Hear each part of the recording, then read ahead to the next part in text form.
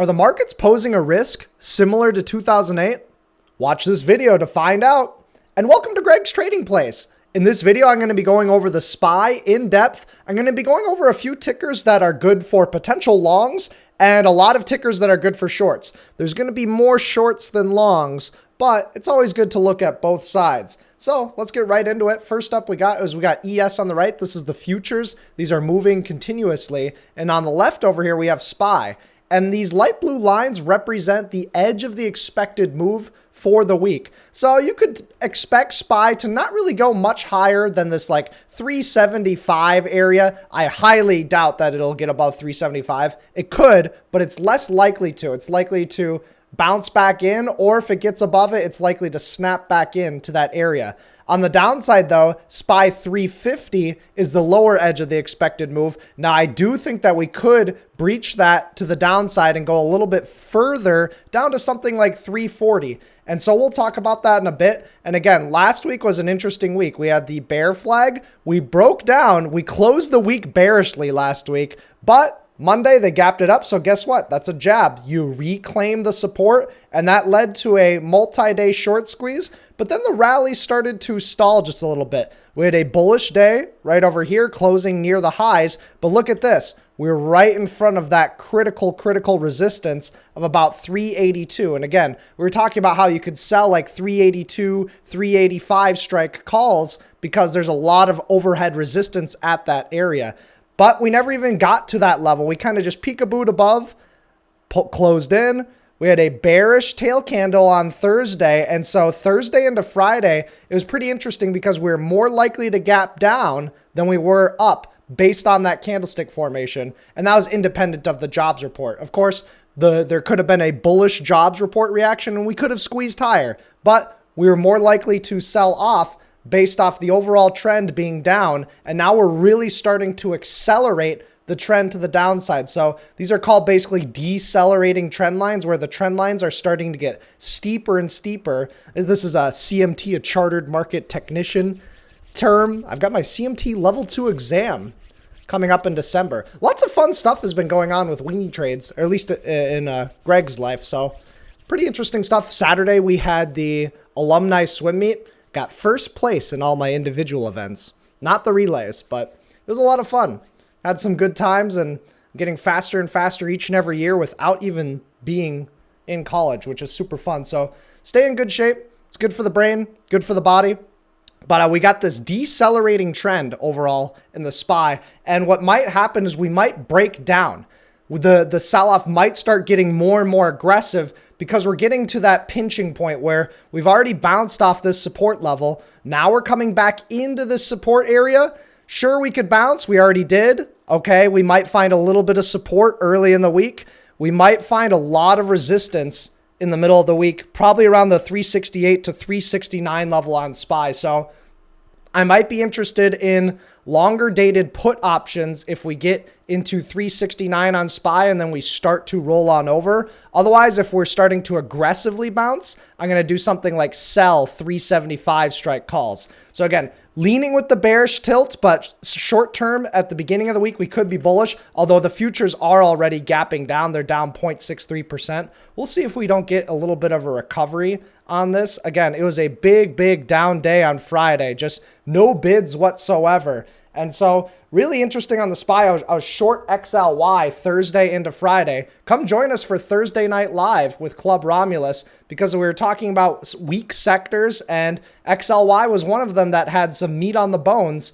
And boom, on Friday, $70 turns into $300. And I didn't perfectly sell at about $300, but got a nice good $200 bill out of that move. So XLY selling off, and I fully expect that to collapse underneath the lows. So consumer discretionary is definitely going to get hit harder than other sectors. Because think about it. If the jobs report, we have a bad reaction to that, less jobs, less discretionary income, less income, this sector is probably going to take a bit of a hit. And stuff that is in consumer discretionary, things like Nike. So Nike could be a potential short setup coming on up. If we look at the weekly time frame, Nike might be coming down to this bottom zone, touching something like 70 by the end of the year. And again, no, this is financial advice. I'm not saying these stocks are going to do this. We could just bounce, rip up, close at all-time highs at the end of the year, but that's the least likely scenario.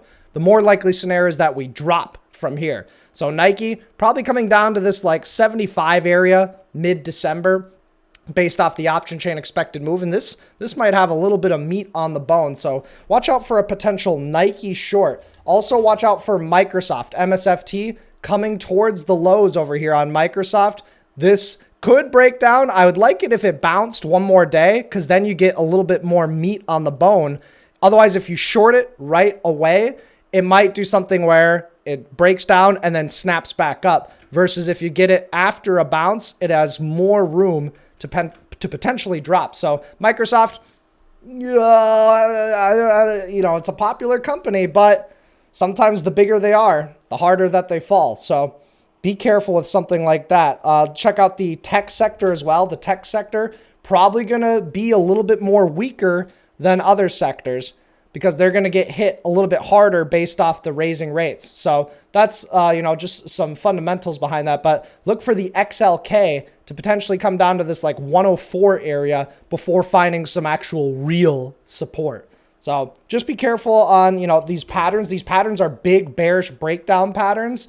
And sometimes it takes a while for them to occur, but they can come very swiftly. SPY might come down to this like 320 area. Maybe by the end of the year. Short term, we could see something like that 340 level. Probably not this week, but just keep an eye out for things like that. And so those are some short potential setups. Again, if you're looking for a little bit of relative strength, check out RUM stock, RUM. This is kind of holding up sideways while the market is, crashing or dropping pretty aggressively. And look at this, RUM closing bullishly actually on Friday, putting up a good little 0.5% green day. So not the greatest setup, but a little bit of relative strength for a long, maybe early in the week. You could take a long over like 12.30 and maybe get up a nice little 4% move to the upper 12s. But this still is more likely to break down than up, especially with the overall market weakness. Again, we've been talking about FSLR and how it's likely to hold relative strength and, having a down day Friday, but really a little bit less down than the overall market. So FSLR, nice little flag breakout, but couldn't really hold the breakout because of the market weakness. If the market was strong, I think FSLR would have continued this breakout and cleared up to 160 in a pretty short fashion. So FSLR, pretty strong. I'm pulling up Target over here. This is more of like a bear flag, but we'll see if Target can't get a little bit of a grind higher first before potentially dropping with the rest of the market. Something to think about. Target's not really an official long setup. None of these are official really setups until they really get going. But HWKN, check out this chart pattern. Not so much pattern, but check out the trend. Nice, good higher lows. You could argue this is a nice, good regression line where this is where the mean tends to be. You get a little bit above it, you snap back to the mean. So it's a frequently touched area, get beneath it, snap back to the mean. So it's a frequently touched line. I'm going to extend this to the right. And I think that this can respect this uptrend. Now, in terms of chart patterns, though, this is a bear flag pattern. It's a bear flag pattern, but it could be a higher low. So are we going to bounce higher on HWKN? I would expect there to be a breakout if we're coming above $45 a share and we start to get a bit of volume. Otherwise, we could break down short term underneath this $37 a share. And in that case, we can go zoom out to something like the monthly time frame and look at this cluster over here. Lots of touches over here, lots of touches. So lots of support around the 27 to 28 area. So on a market sell-off, this could be pretty interesting. And it pays a 14-cent per share dividend. So HWKN, kind of an interesting ticker. Volume not the greatest, but could be something like a long-term position style trade.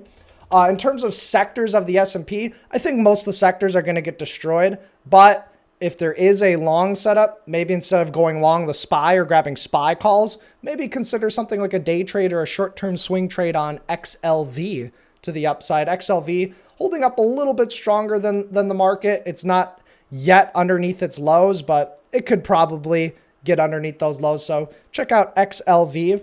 Also check out Wing. Been a strong stock in this market. having a down day Friday as most things, but check out this trend. You know, this higher low trend, we got lower highs. Which way is this pennant going to break? It's probably going to break bearish, but if the overall market does get some steam going to it, you know, we could get to this apex and then potentially break on out over here. Yeah, 146, 154 could be some upper targets. Otherwise, if it breaks down, it's kind of like a no trade because I don't like shorting a relatively strong name. I'd rather bully on somebody weak like Meta or something, even though Meta, how much meat on the bone does it have? Meta making new daily lows on the bear flag. So we'll see if that gets some continuation. Meta, probably not a dip buy for a very, very long period of time. Let's do some retracements on this. Just curious, 1755 up to 384. Yeah, Meta's probably coming down to that 95.60 area before it may find a little bit of support. But again, bully the weak names, go long the strong names. Unless it's got some meat on the bone, like for example, AAPL, Apple. Apple had, you know, some really good relative strength for a long period of time, but then it turned into a little bit of relative weakness now as Apple's coming all the way back down after its awesome, awesome climb. And Apple's got a big weight on the markets, and if Apple gets clapped, the markets are going to get clapped. Tesla's been getting destroyed. Tesla, big, big, big bearish weekly candlestick. Nice breakdown formation underneath 269. Do you see that? So look at this. Support, bounce, breakdown. M for murder. M. Boom. Tesla getting murdered. And if it takes out these lows, look for the selling to accelerate and the red bars to get pretty intense. If you are a Weenie Trades member, or if you invest in Weenie Trades trade alerts, or if you invested in the courses, you guys got a private video to go ahead and grab TSLQ calls, TSLQ shares right over here when it's sitting at about 46. Boom.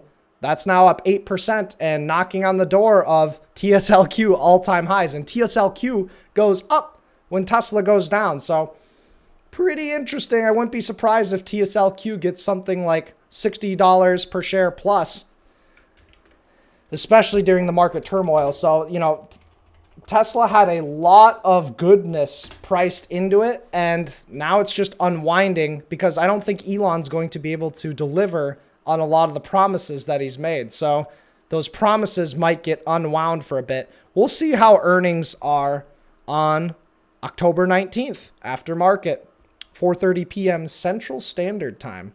So super cool stuff. And then lastly, I just wanted to talk about the dollar, UUP. UUP just steady Eddie uptrend. I did grab a call option in the middle of the day on Friday at about 30.25. Not the greatest trade location, but I'm willing to buy one more on a pullback to see if the dollar can't continue this trend on up. If not, you know, the premium's very, very forgiving. You know, check out the December 16th 30 strike call. Pretty tight spreads. Can get a good bang for your buck. And I'd expect the dollar to probably, you know, let's see, edge of the expected move would be something around 32. So something like 32. I don't know if it'll go parabolic, but that would be a pretty decent move to the upside. Almost 10%. Yeah, it's 5.5% to the upside. Otherwise, the dollar could be breaking down if UUP comes underneath 29.58. And again, UUP is like an ETF that tracks $DXY. So DXY is going to be the underlying that we really should take a look at. And at each points of these times, it never really broke trend, went sideways for a bit, launch pad, come back to the trend. So you can use these regression lines to kind of just see how those trends evolve and see if it's above or below and what to do with it. But yeah, that's what I have in today's video. Potential big breakdown week coming. So be careful. You know, the VIX could get some steam, especially if the volatility and fear breaks above that 35. It's probably not as, it's not being as nasty or as high right now because we've already kind of broken down. So fear is kind of like, give us something that's actually worth getting scared about. But if that volume starts to come in, the VIX could be foreshadowing some big doom for the market. And again, that's why it's important to know how to capitalize on this. You know, another quick tip is if you can grab SPXS, you can grab shares. This is triple levered. This is the inverse of SPY. So if SPY is down 3%, SPXS is up 3%. So SPXS having a great day Friday, up 8.33%. And this is just a cheaper way of playing calls and puts on SPY. If you got a little bit of a smaller account, maybe, you know, the calls and puts a little bit less premiums than something like SPY for the same expiration date, because that price is a little bit lower. Yeah, $800 versus 200, less than that. So pretty interesting stuff. Let me know if you guys have any questions. Let's get ready for the trading week up ahead. Thanks for tuning in. Peace.